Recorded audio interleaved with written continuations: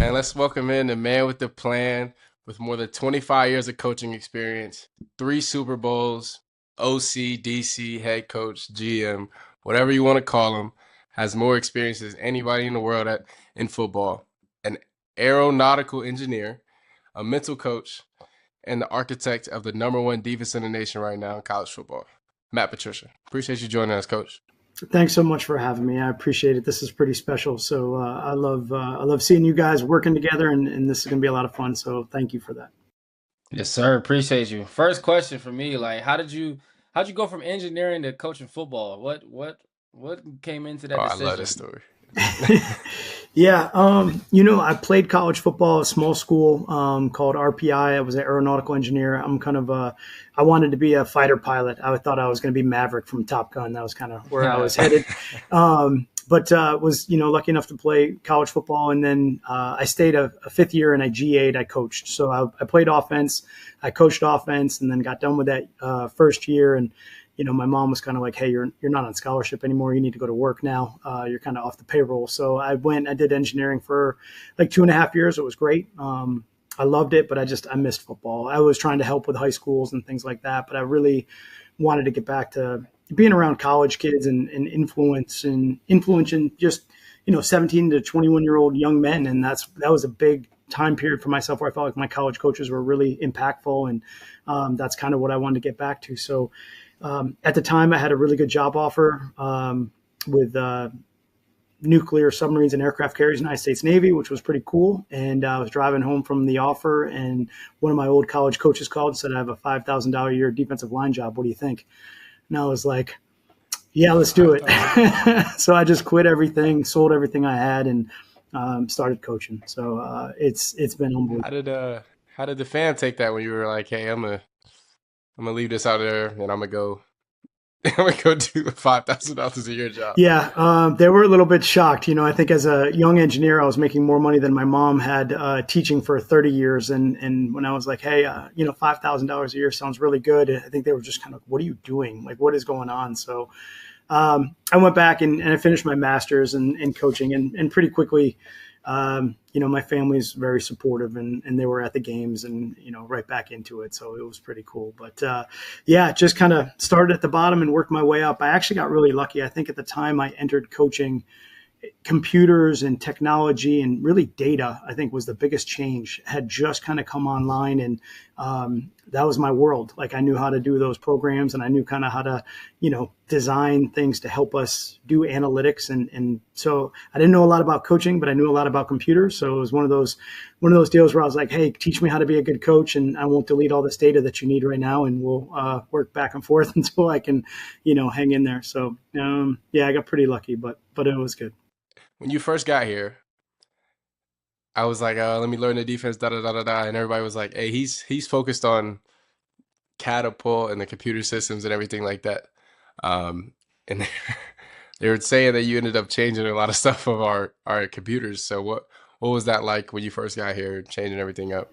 Yeah, the system that we use, the catapult system, actually is one that I kind of helped change probably about 20 years ago when I got to the Patriots. So the setup and the data and the way that you can kind of pull information was something that I wanted to make sure that we were kind of maximizing the best we could. So trying to get every edge we can and take, look at the film and put the data with that, and make sure that we're giving you guys the best information we can, week in, week out. So there's a little bit of a learning process there, I think, for me to try to take the data that we had and then kind of, match it with where we wanted to go with it and the information so we could get it out and get the reports and all that stuff. But we were diving into the computer system, make sure that was ready to go. But I was doing that, and then obviously just watching you guys work out, and just trying to look and observe what you guys were doing and learn what everybody does really well and go from there. So would you ever want to like get back involved in like all the engineering and computer stuff when in a couple years, or do you want to just retire as a coach and just be done? Yeah, people always ask me if I'm going to go back to engineering. I think that was so long ago for me. I'm not even sure. I probably forgot most of it. Yeah. My engineering stint wasn't great. I think my first job was in thermodynamics, and I think I had to take that class twice in college. So I think coaching right now will probably stick with that. Yeah, no, I feel that. All right, let's go back to this weekend, fourth quarter. Caleb gets a targeting penalty, which everybody on my team was talking about it, and like I watched it, I was like, but what was your reaction? I guess like what was both y'all's reaction when it first got called, and like when they called it off? What was the reaction there? Okay, from my perspective, right? From my perspective, the whole year people were throwing the ball in that same spot, and I was like, hey, like, no. I love it. I was like, no, not again. So then I see him coming. I was like, I seen the ball was a little high, and I was like, he might be able to catch it. I was like, I gotta hit him. And then at that point, you made a decision. It's too late to go back. So it's kind of just is what it is. Well, I appreciate that. I appreciate that very much because, I mean, how many times have we sat in the meeting and I'm talking about the weak seam, and here we are in that same situation, and I was like, here comes the weak seam, and I think you saw it the same time I did. So we prevented a weak seam completion, and that was really good. After that, it wasn't up to us. So I'm glad it worked out. No, it did work out. I was like, hey, we'll take it. And then they always say ball don't lie. So then he got a pick later in the drive. So obviously some was supposed to work out where it really wasn't a targeting. It kind of hit him with the side of his helmet too. So I was like, he didn't lead with the crown over here. So I guess that's why. But once we got a second shot, the ball was put back down. We got a little bit more aggressive there and had an opportunity to go get one. And you made a huge play for us and ended the game. So I knew you would. That was great. That worked out. I'll tell you this, though, Josh. I'll tell you, yesterday was really, I enjoy you guys and doing this. And I have two sons. They're 2 years apart. And, I love watching brothers work. But we were walking into our meeting yesterday. And just as we walked in, I think you scored your touchdown. And Caleb just looked at me and he's like, Josh Downs on the touchdown. I was like, all right, here we go. We're rolling, So I love how you guys keep tabs on each other. It was great. It was great. We're in the meeting. He's like, all right, bring it up, everybody. He's like, he's starting the meeting. He's like, how's everybody doing? I'm like, oh, Josh Downs touchdown. Let's do it. He's like, that's good. That's love. Oh, okay. Let's go. Let's go. Yes, it was great. Yes, sir. So. All right. So everybody always talks about who gets a player shout out and everything like that. And we do that pretty much consistently. But who on the coaching staff do you think deserves a shout out is an unsung hero on the coaching staff for you, Coach P? Ooh, that's a great question. I'm going to start on the defensive staff. I mean, Coach Walt and I are pretty tight. We've been knowing each other a long time, and he handles so many things for us defensively. I think, I'm always going to start with Coach Walton for sure. I think that's my guy. That's a good one. Is that the one that came to our house in recruiting or no? Yeah, he was there that day. And Coach today was there. And it was Eliano, and then, and then Eliano was there too. That's a good Coach Walt another time. Coach Walt's a Georgia guy, so he's a Georgia guy that became a Buckeye, and he and I coached together at Syracuse about 25 years ago. So we go way back. He's had a great run. So I tried to get him. One time we tried to get back together and coach, but it didn't work out. So I'm super lucky that he and I are kind of going at it again. All right, Coach, let's play a game. Got a lot of coaching experience of NFL and college. So I'm going to name a couple guys on your team and just give me any pro comp that you've come across the past few years that you think they're similar to. All right, first name up, Caleb Downs. Okay, right out the gate, Caleb Downs. I think I like to think about Caleb Downs as Troy Polamalu. Now Troy's got some good hair. Troy's got, he's. Caleb don't got that hair. As far as being all over the field and being in a lot of different positions and being a smart football player, that's where I got to go. I mean, Troy Polamalu would line up in the A gap, even though he was the middle of the field safety. I mean, it was just wild the way that he would play. And you know what? He usually was right. Wherever he was usually right. And that's what I think. Made it work. Yeah. All right. Sonny Styles. Ooh, Sonny. That's a good one too. It's hard with the linebackers here. They remind me of the guys that I've obviously coached in the past here. So we'll say Sonny Styles, and with his leadership and everything he does, Dante Hightower. Okay. That's a good pull. I wouldn't have thought. That's a good pull. Let me do this one. So who are we comparing the monster to? Arvell Reese. Yeah. He's going to probably be the guy right next to Hightower for most of those years. That would be Jamie Collins. Jamie was very similar freak athlete, could play on and off. I think Jamie started as a safety, then he moved to a linebacker, then he moved to a defensive end, then we got him, we moved him to linebacker. So kind of all over the field here in college, and then settled in at that linebacker position. What about Caden Curry? Yeah, Caden Curry, man, he's a good football player. This guy is just, old school. We call him a football player. Different type of football player. Yeah, he's out there running around. He sees everything. Super smart. Great motor. Aggressive. That's a tough one. Gosh, it's hard not to just compare him to the guys that we've coached in the past that were at New England with us. He's kind of like Rob Ninkovich a little bit on the edge, kind of a little bit unassuming, but then kind of all over the field. Makes a lot of plays. That's kind of what it reminds me of. All right, IGB. Last one on defense, IGB. Ooh. Long, can run, really good instincts back there too. I loved how, Seattle, those corners used to play, went back and kind of in the 2014s, 13s, and certainly, Richard Sherman led the charge there. Just that ferocious competitiveness that he had. He was great.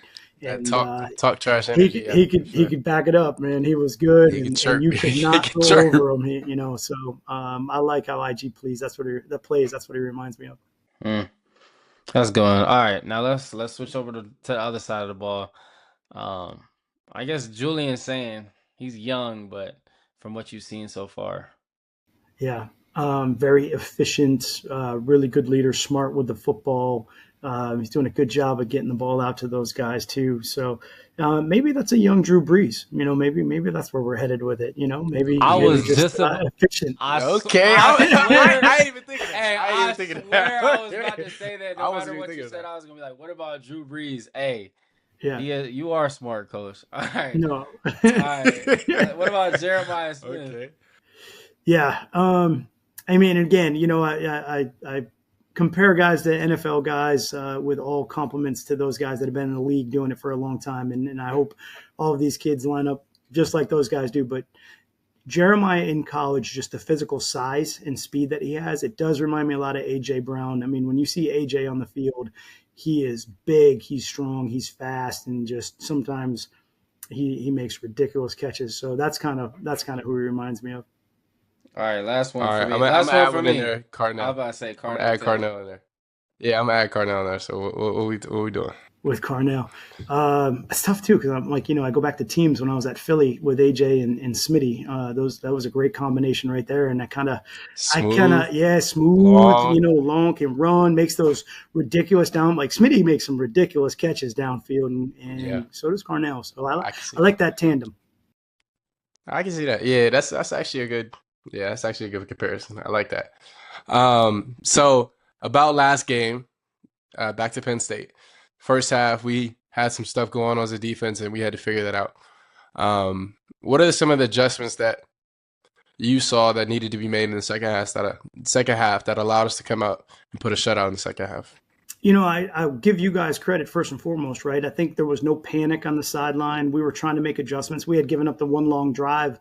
We were making some adjustments on the sideline. We kind of had to go running back out there a little bit earlier than we anticipated, and we just needed that halftime to kind of settle down, get back in the locker room, go back to some fundamental stuff that we did, and then, put in some calls to kind of take away maybe some of the looks that the quarterback was trying to get in some of their game plan things that we figured out, like, hey, they're trying to get us in this front or this coverage, and we kind of spun it in a little bit of a different way for them. But, when things happen like that, it's just the player's great ability to just stay calm and say, hey, if we just do this a little bit better, or we make these adjustments, we're going to be all right. And we needed that. It's funny. We talked earlier in the week about building our house on rock, and building on a solid foundation and weathering the storm. And we knew the storm was going to come at some point, and we needed a little bit of that in a game to be able to just see how we were going to react. And it was really so impressive. Yeah, y'all been smoking folks all season. So not even trying to be funny. Y'all have been killing people. So it's been like the game was a little closer than I expected. But then you realize Penn State still has a lot of like great talent Got the on that same team. talent level. So then y'all handled business in that second half and ended up being a blowout. I mean, Caleb mentioned that you're like a mental coach for a lot of the guys. Caden McDonald said for him, you're that to him. So I mean, I feel like as a player, that's huge to have a coach. Like, it makes you want to play for a coach when you truly know like he cares more than just like X's and O's. Because you play for a coach like that, like if you don't, obviously you're not always going to perform your best every single game. So if you have a coach that's only caring about X's and O's, you play bad, he giving you the cold shoulder. But to have a coach that's like, you play good, like we perform at a high level most of the time, you have those maybe one game, like make a couple mistakes, to have a coach that might put his arm around your shoulder and say, hey, bro, shake it off. Like, get to the film room, get better, but I'm here with you. Like, how, I mean, do you take pride in that? And like, what does that come from? Well, and I appreciate that. I appreciate, you saying that. I think, in general, for me, it was just a big question over, the last couple of years of, I got into coaching to really just help young men, help young men grow and develop and not only on the field, but off the field. I still am in contact with guys that I coached back in the 90s, and nothing makes me happier than watch those guys have success, have families, and everything that comes after football. Football is the greatest game in the entire world, but it only lasts for a certain while. And if you can impact people long term, and be there for them long term, I think it's about the relationships, and that's the most important. And I think we spend so much time, training, the bodies for the game and the mind for the game. To me, it's also about the spirit. It's got to be mind, body, spirit, and it's not only spiritually being grounded, but then emotionally being ready to go too, and that's a big part of it. So these guys are great. I'm going to gloat, but the guys in that room just bring me so much joy when I walk in there every day. It's really the highlight of my day, so I can't help but smile and just think how hard they're working and how much I would just want to help them. And to watch them go out and play on Saturdays is just a lot of fun. So that's kind of how I approach it. Oh yeah, that's big. Okay, my brother. Speaking of him, I mean, he says you're a great coach. What can you say about him and like his best attributes? And not saying he's coming out this season. Maybe he does, maybe he doesn't. But if an NFL team drafts him in April, what would they get in a kid like him? Yeah, I mean, don't make me absolutely jump out of my skin right now. If I think he's, we'll get him back. Let's go. Let's get going. No, hey, I yeah, think facts. We were just talking about that. We were just talking about that. I think I could go on here for a long time, but you're going to get the face of the franchise, and I think that's what's so important when you are trying to draft. After running a lot of drafts in the NFL for a long time, especially when you pick in those early round, you want somebody that's going to represent your franchise, your organization, and your family really with the highest of character. And that's exactly what, Caleb is. And obviously all of the football, the football traits and the instincts and the smarts and all of that's off the charts, but just the football player's great. The person's even better. So, and that's who you want to be in your organization. So it's a lot of fun. Oh yeah, nah. I mean, Caleb's very smart football player, very stoic kid. So I'm excited to see. The Daily Stoic, man. Stoic. I'm excited to see what he. Stoic. I'm excited to see y'all. Get another natty. That's what I'm excited to see. All right. Well, everyone always talks about Ohio State's running an NFL style defense and everything like that. I've had fans, had even Gus Johnson, like just people just ask me, what does that really mean? So what does that mean from Coach Patricia's perspective on the difference in our defense this year and running an NFL style defense? I like to think that we're just running our Buckeye defense. I think that's what it is. I think it's the defense is what you guys make it. I told you before, it's not about scheme. It's not about the plays. It's about the players. And you guys are the ones that have allowed this defense to grow and really kind of be multiple and be what it is right now. So I think it's the Buckeyes defense. I guess for me, if people do ask about that, I just teach it like we did, just like in the NFL. I try to teach it from a conceptual standpoint where you're kind of the bigger picture and so that everyone understands, maybe the concepts of what we're trying to do so they can fit together in different ways. Maybe that's a little bit different than I think other coaches may coach, but, for me, it's the Buckeyes. That's a good answer though, because you didn't get too much into the scheme. So I'm I like that. Because It's they a good. lot they want you to get You into can the scheme. I'm like, no. go ask. You got Coach Anarumo with you, so you can go ask Lou. Lou Yeah. and I coached together a long time ago, and he runs some stuff very similar. Oh yeah. I like Coach Lou. He a good dude. Yeah, Lou is a he's real great. good dude. So all right. How good was Brady in practice? Like how good was he in practice, and was he one of those I assume he was, but was he just like laser focused and like team leader guy, like doing extra in early, out late? Was he one of those guys? Yeah, Tom was one of the most competitive, and still is one of the most competitive guys I've ever been around, or that I've ever seen on the football field. It was interesting, obviously, through the course of the years we were at New England. When I got there, the defense had they had a lot of the dogs on the defensive side of the ball. My linebacker room had a bunch of them. We had some in the secondary, Rodney Harrison, and certainly Teddy Bruschi and Mike Vrabel, who's a Buckeye, and Junior Seau through the years, and Willie McGinnis, and all those guys. I think that toughness that we had early on, that kind of rubbed off on the offensive guys, and that competitiveness that we had every day in practice. I think Tom is the one that carried that over through all those years of just on the football field competing every single day. And it was offense, defense, man. We would compete hard against each other. And a lot of times ones versus ones, we'd be doing a 2-minute drive. And man, I remember one time, Tom, we were on a 2-minute drive, and I'm obviously on the sideline, and we would, everyone would talk a little bit of trash to each other, and he took the snap, just stepped back, launched one up to Gronk, who's running down the sideline. He didn't, before the ball is even caught, he turns around and just looks at me and smiles like, I know this is about to be a touchdown. And it just like, it hit, and he was that competitive like every day. It was a lot of fun. So you bring up Gronk. I didn't know he was at the game this past weekend. What was the conversation like? Everybody saw you talking to him before the game, and how was it to see him? Yeah, so good to see him. I mean, you spend all those years together, and when how it is when you're on a team, you see guys you haven't seen in a little bit.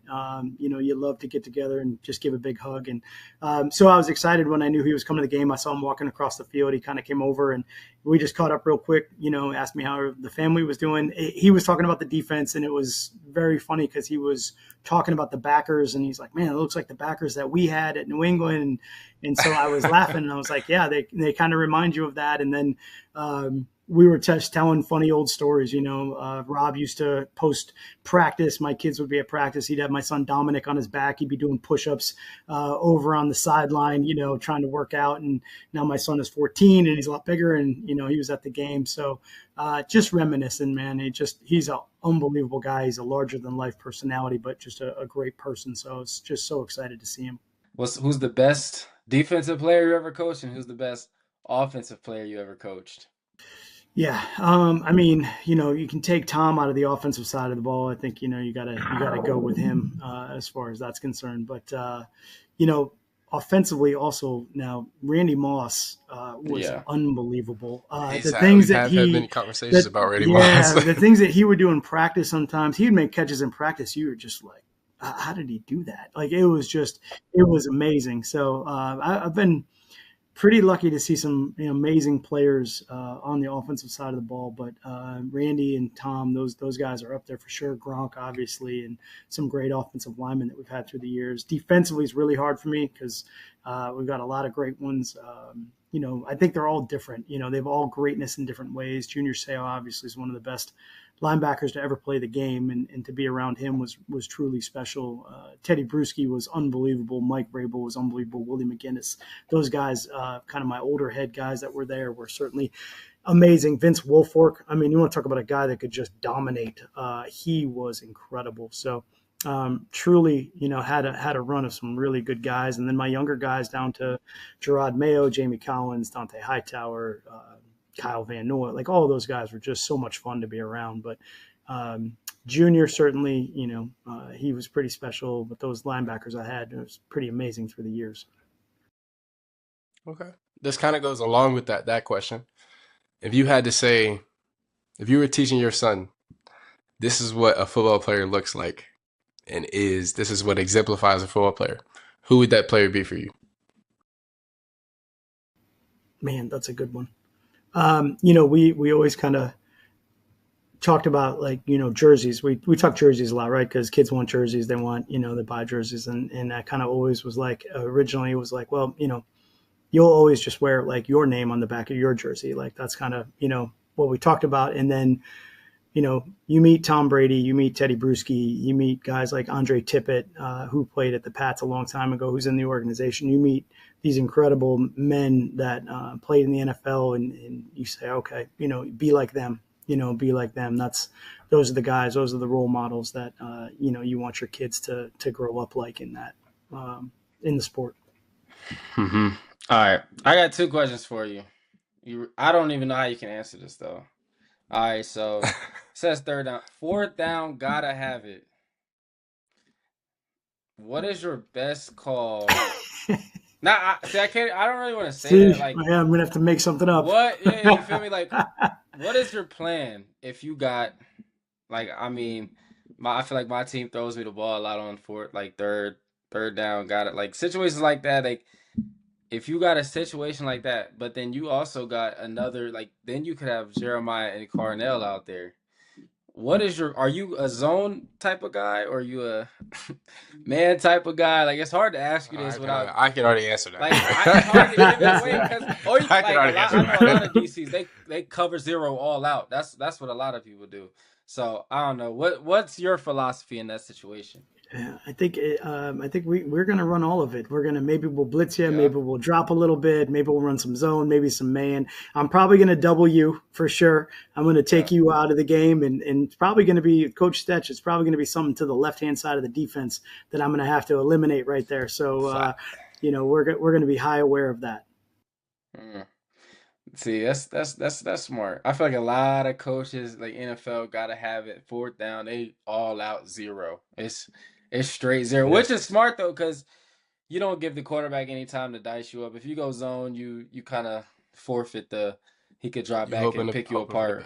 But if you go all out 0, somebody coming off that edge free, somebody coming up the middle free, and once you get somebody up the middle free, it's really slow because he got back foot. So. That's a good answer for not giving up. One of my great players one of the great players I used to coach a long time ago, Keeb Talib, used to say to me all the time, he'd be like, hey, Matty P, just dial it up. It's going to be 6 either way. We'll be all right. It's just like, can we just make sure it's 6 in our favor, please? I'm like, I don't really want it to go the other way. So. 6 either way. Them or us, nah, definitely. That's a crazy 50-50, man. Let's play ball. Yeah. He was usually in our favor, though. If it involved him, and we were probably okay. He was a great player. So you got it on you right now. When did the number 2 pencil start for Coach P? Yeah, that's a good question. So the story of the number 2 pencil, it's obviously as an engineer, I've always used pencils, going back to college because we did a lot of equations and kind of, just everything had to be done in pencil. But they were like mechanical pencils that we used, really nice ones. And then really through coaching, because we draw so many, plays and game plans and things like that, I drew in pencil, so we didn't have to, the whiteout and all the rest of it was hard. But when I got to New England, we broke tape. When I would break tape, I drew every single play, and they were called, takeoff pads. And when we used to break those down, it would take about 12 hours, 10 to 12 hours for me to break a game. I wasn't the fastest at it. It took me a long time. And so you always carried pencils. You were always drawing. You were always doing it, because if you're trying to break 4 or 5 games down a week and then practice and the rest of it, obviously there's not a lot of time for anything else. So if you had 10 minutes, you were drawing a play. If you had 15 minutes, you were drawing a play, whatever it was. So you carry pencils around, and they worked best because you could get the fine, really sharp point for the detail that you were putting into the drawings. And so we just carried pencils and drew. But the biggest thing about it was it's hard to figure out a good place to put a very sharp pencil, and your pocket is really not the place you want to put that. Okay. It's just not a good area of the body to put anything sharp. So it kind of just went right in the ear, where it could kind of be out of the way a little bit and kind of right wherever you could grab it. So that is the story of the pencil. Which is harder to scheme since you've been OC, DC? Is it harder to scheme on offense or harder to scheme on defense? That's a good question. It is too. It depends on the problems on the other side, right? So if you're game planning defensively against Peyton Manning, Tom Brady, you're going to be up really late all night trying to figure that out. If you're, scheming up against a really good defense, whether it's pass rush or coverage, it might be, Myles Garrett, it might be, obviously Nick Bosa, you got some problems there. You're trying to figure out how am I going to block this stuff up. Aaron Donald, he's going to keep you up late at night. So it depends on, kind of what the other side of the ball looks like. It's very different, though, to kind of game plan both sides. I think offensively, you have to try to figure out, are you going to get in what personnel is going to give you the best opportunity to predict what defense they're going to be in, right? So you're trying to eliminate the possibilities so you can really attack them defensively. You're trying to guess, all right, what personnel are they going to show up in and how are they going to attack us and then how are we going to defend it? So it's a little bit of a cat and mouse game back and forth, but they both have their challenges for sure. I'm going to say defense right now because it's hard to cover all those offensive guys, man. We got a lot to stop. We know you just got back to college and everything, but we talk about the business of football here. So what is your thoughts on the $180 million in buyouts right now for head coaches and the state of college football? I mean, it's tough. In the in the professional side of coaching, it's it's rough. I think that I have a different take on it. I feel, I always feel for families and coaches that are let go. I think it affects a lot more people than just, when people say, hey, a name is, let go. Obviously, everyone has their reasons for it and trying to do the best you can for those teams. But I always tend to think about the families that are involved and the people that have to move and you have to find schools and the support staffs. And it just affects a lot of people. So I probably have more compassion for it or more, just kind of feel for the people that are in that transition and understand what that looks like than maybe necessarily looking at the buyout money for it. It's really hard. It's hard to move your kids. It's hard to, the families, the families feel it the most. And it's not only just the head coach, and then it's going to trickle down to the assistants and the support staff and everybody's trying to find and move around. So that's kind of where my brain goes. Do assistant coaches have buyouts or no? I never. It's not really buyouts. I think just depends on the contracts, if they're, the length of them, if they're guaranteed or not.